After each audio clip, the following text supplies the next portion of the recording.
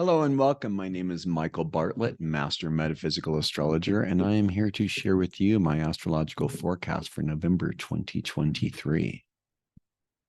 Please note that dates and times need to be adjusted depending on where your place is on Earth, and the main aspects or relationships between the planets I will be looking at are the conjunction, the opposition, and the square, as these are the types of relationships between the planets that typically affect most of us. I want to give great thanks to Christine Cianci, who did all the artwork, hand painted in oil, and scanned all the images, cleaned up all the images, and made it available to Astra Theater. If you'd like to learn more about her artwork, you can please visit her website at www.cccianciart.com. If you haven't already done so, please feel free to visit my website, coremichael.com, and you will receive a 2023 retrograde calendar.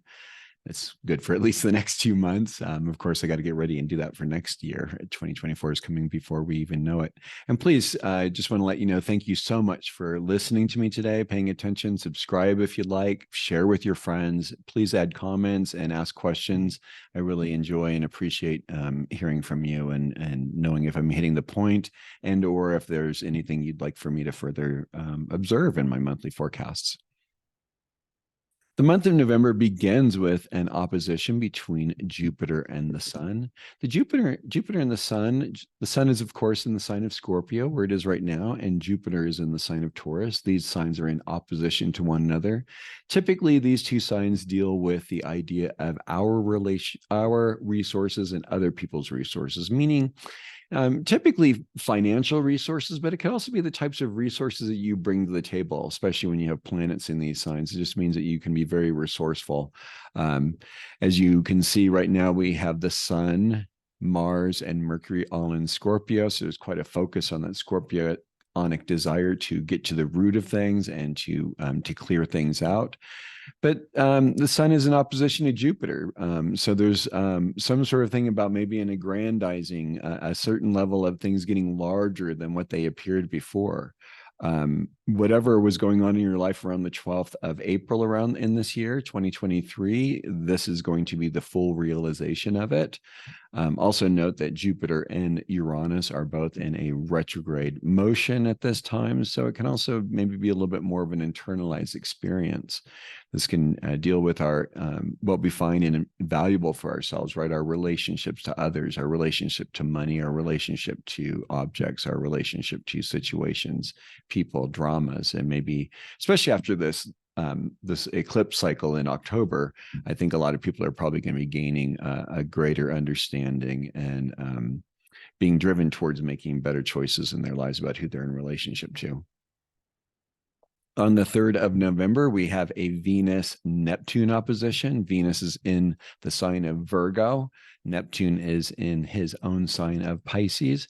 These two signs are considered the signs of service, of being service to the world. Unfortunately, what happens a lot of times with Virgo and Pisces is they end up sacrificing themselves. They end up really working too hard or giving themselves away. So I think with this Venus-Neptune, again, this is something that started around the 7th of February this year, 2023. So whatever was going on for you at that time, you might consider what sort of issues might have been being presented. But, our values around work, our values around our daily routines. Are we taking good care of ourselves? Are we eating the right sorts of food? Do we have the right kind of people around us? Do we have a meditational practice? Are we exercising? Do we take walks? These sorts of things would probably be what's coming up during this time. On the 4th of November, up to the 4th of November, as you know, Neptune and Saturn have been in a retrograde motion from our place here, apparent viewing of retrograde motion from our view here on Earth. And on the 4th of November, Saturn is going to be turning around and starting to go direct. The key words, or one of the metaphors I like to use with Saturn in Pisces is the idea of sandcastles on the beach. Saturn wants to create structures and forms and limitations and things that will remain and stand for the test of time. And Neptune wants those things, but not in the same sort of way. So when you think about its building, when you're sitting on the beach, if you've been to the beach and have built sandcastles before, you know that there's just a matter of time typically before the waves come crashing in and your sandcastle is gone and all you have is pictures and memories of that structure that you built. So, seeing what it is that's important and what you're wanting to structure is really key during this time. And yeah. On the 4th of November, we have an opposition between Mercury and Jupiter. They are going to be Mercury is going to be moving into that oppositional position for it. So whatever was seated around the 25th of April, 2021, it's interesting because the Mercury orbits the sun every 80 days or so. So typically it's 3 times a year. So I was surprised actually when I looked back at this to see that it's been so long since Jupiter and Mercury were in conjunction with one another. So if we go back to that time, whatever was going on for you around April 2021, this might be a full realization of it. It'd be interesting to see what goes on with the stock markets during this time. And investments in general. Sometimes I think this has to deal with maybe more physical commodities like gold and silver, those sorts of things. On the 8th of November, Venus leaves the service-oriented sign of Virgo and moves into her rulership sign of beautiful Libra, where she brings harmony to relationships, where she brings a certain beauty to all that she touches in a very harmonizing and balanced way.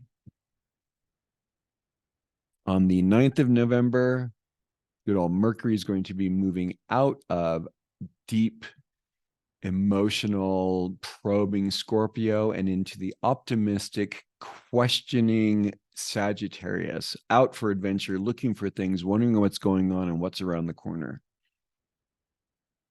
On the 10th of November, we have a third quarter square between Mercury and Saturn. We had it's going to be bringing out whatever was going on around March 2023 when both of them were in Aquarius. This is going to be bringing a little bit of a question of, what's the right what are the right ways to go about asking questions? Are we being sure about, do we know really where our path lies? Of course, Sagittarius with Mercury is going to kind of go fly off the handle and just kind of run amok. And when it's a third quarter square, we call it a crisis in consciousness. So it's what we didn't know. And with Saturn being there, I think there might be some bumps along the lines of finding out what the real truth is. So allowing those things to come to the truth, maybe it might be more of a sensing thing, so trusting your instinct, trusting your feelings about how things are will be coming into view more. On the 11th of November, we have an opposition between Mars in Scorpio and Uranus in Taurus. I don't particularly appreciate Uranus, Mars, squares and oppositions because, well, especially squares, because it typically does bring about often an accident of some sort. So with them being in an oppositional energy, whatever was seated around or what was going on in your life around the 2nd of August 2022 is coming to a full realization. Mars used to be there over in Taurus. Mars rules Scorpio. That Uranus is seeking to change and bring about new forms. Mars is an insertion. So it might be interesting to see what gets planted, what gets seeded. This is going to be after the elections here in the United States. So it'll be interesting to see what shows up. Are there going to be any more insurrections? Is there going to be more? We know there's going to be more trouble. I mean, I don't think any of us doubt that. It's just about when it's going to be and how bad it's going to be. And not necessarily during this particular cycle, of course, but you never know with these energies being activated. Then on the 13th of November, that sun moves into that oppositional space with that Uranus and Taurus. And it's interesting because when you think about it, Taurus wants things set and determined and wants to know where it's going to be, wants everything clearly delineated and stated, wants its food, wants comfort, all that. But when Uranus is there, it's asking for a new form. It's asking for a new structure, new ways in which we go about doing that. So here it is with the sun in opposition. Back in May, the sun was in Taurus, conjunct that Uranus. So whatever was going on around for you around the 10th of May should coming to some sort of a full realization or full presentation for yourself. This can be, again, about relationships. Maybe something is coming to terms about your relationships with money, your relationships with food. Might be about your diet again, how you're taking care of yourself, and maybe there's some changes that need to be made. On the 17th of November, we have the Sun-Mars conjunction. Mars rules Scorpio. Sun is right there, right behind it as far as our viewpoint is concerned. So we really don't see Mars for the Sun because Mars is so small compared to the largeness of the Sun. So this can be quite a forceful time. Could be issues of power struggle, could be issues of a bit of competitiveness, some things that come to light. Of course, this begins a new 2-year cycle for Mars's relationship with the Sun. So here it is in its own sign. So it's a very charged Mars that will be going forward from this point. So if you have strong Mars in your chart, you can expect a little bit of an enlightening that's going to be going on with that. On the 22nd of November, we have the monthly change of the signs from the Sun moving from Scorpio, which is more security oriented and emotional and feeling, into the very optimistic, devil may care, everything will be fine oriented sign of Sagittarius, where he joins the sun, the planet Mercury as well. So this makes for a very active, an active time. We're moving out of the fixed sign of Scorpio and into the more mutable Sagittarian energies, which gives lots of possibilities and lots of opportunities. Really great to have just before the American Thanksgiving. Also on the 22nd of November, we have a sorry about that. We have a Chiron Venus opposition. That Chiron is in Aries, and as we know, Venus just moved into Libra. So there is going to be some sort of an issue about how we perceive ourselves. Is there something wrong with the way we look? Is there something wrong with the way I feel? Is there something that is not feeling really quite right in the relationship? And I'm sorry, I did not put down when they had their conjunction to start this cycle. On the 23rd of November, we get a third quarter square between the Sun and Saturn in the Sun in Sagittarius and Saturn in Pisces. This, again, third quarter square is crisis in consciousness. What we didn't know, we didn't know. The Sun was back on Saturn in Pisces back on the 16th of March. This would have been the inception period for this energy. And now there's coming up to this point of really questioning, well, what was the original intention of bringing this structured way of looking at things in Pisces with Saturn and the Sun? So how are you doing with your boundaries? How are you doing with allowing new ideas? What sort of ideas have you gotten stuck on while all that scorpionic focus was going on? And now that it's in Sagittarius, maybe you need to crack your box open a little bit and look outside of it and see what other options might be available to you.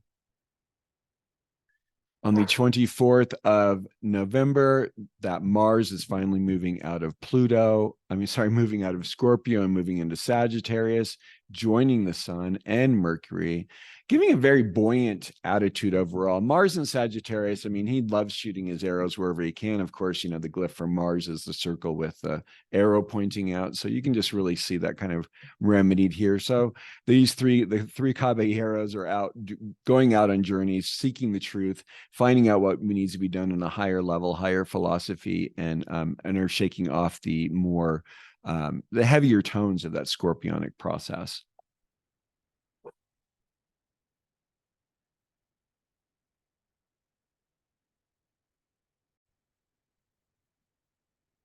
So what was seated on the 5th of April in 2022 when both of them were in Aquarius would be really the question to find out, with Saturn and Mars on their third quarter square.